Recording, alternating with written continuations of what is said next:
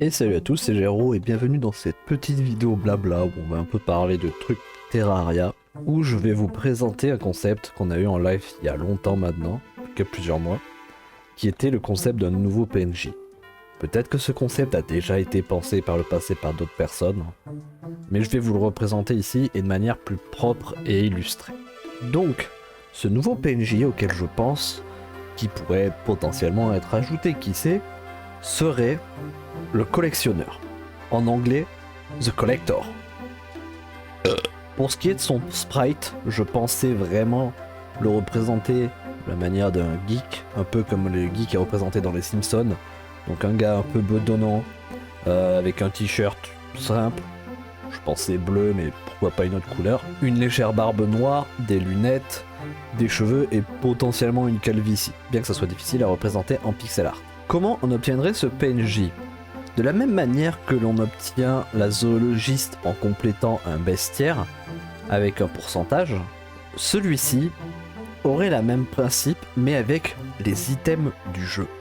En effet, dans Terraria, il y a beaucoup d'items. Et je pense que ce personnage apparaîtrait lorsqu'on a collecté au moins une fois 50% ou 75% dans cette fourchette-là d'items.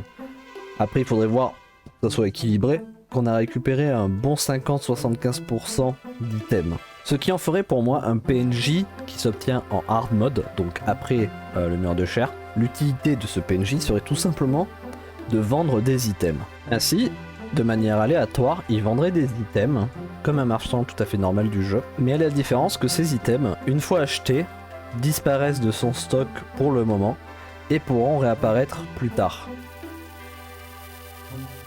Il vendrait donc un stock limité d'items par jour, et ce stock serait aléatoire chaque jour.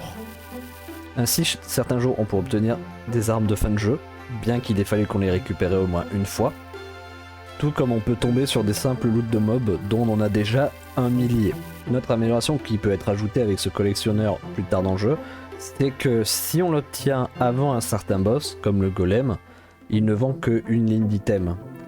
Si on l'obtient après avoir battu Plantera, il vendrait 2 lignes d'item. Après le golem, 3 lignes d'item. Après Moonlord, les 4 lignes d'item seraient remplies d'items que l'on peut acheter de manière limitée, occasionnelle et aléatoire. Mais histoire de varier encore plus l'accessibilité de certains items, la difficulté d'obtention d'autres, et bien entendu, le prix des items varierait en fonction de la rareté.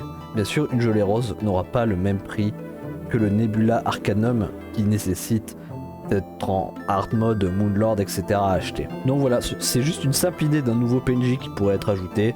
On a bien eu la princesse alors qu'elle sert à rien. Donc franchement, je vois pas pourquoi on aurait un PNJ qui vendrait des trucs utiles pour une fois. Même si par exemple ça peut être aléatoire, il peut très bien vendre 14 panneaux. Pourquoi il vendrait 14 panneaux? Parce que c'est aléatoire. Mais parfois tu peux tomber sur une pépite que tu nécessites pour avancer dans le jeu. Voilà, ce ne sont que des idées. Rien n'est canon, rien n'est officiel. Si vous décidez de créer un mode à ce sujet, moi je vous demande juste de me créditer. C'est tout. Ça se trouve, le personnage existe déjà sur d'autres modes, j'en sais rien. Je n'ai jamais joué en modé, mais je trouve que ça serait un bon PNJ qui pourrait être intégré même de manière canon au jeu. Pour ce qui est de comptabiliser des objets, on a déjà le Journeys mode où on peut comptabiliser un certain nombre d'objets pour justement pouvoir se le give ensuite.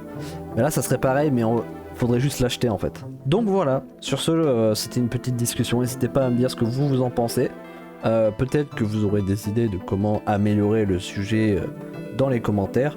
N'hésitez pas à partager si l'idée vous plaît. Peut-être que en partageant assez, Relogic pourrait tomber dessus. Peut-être même que si vous osez partager la vidéo directement à un développeur, il va tomber dessus, il va se dire c'est pas une mauvaise idée, on va l'intégrer, et voilà. Donc sur ce, c'est juste ma petite idée, donc n'hésitez pas à me dire ce que vous en pensez, et puis moi je vous laisse, et je vous dis au revoir, bisous.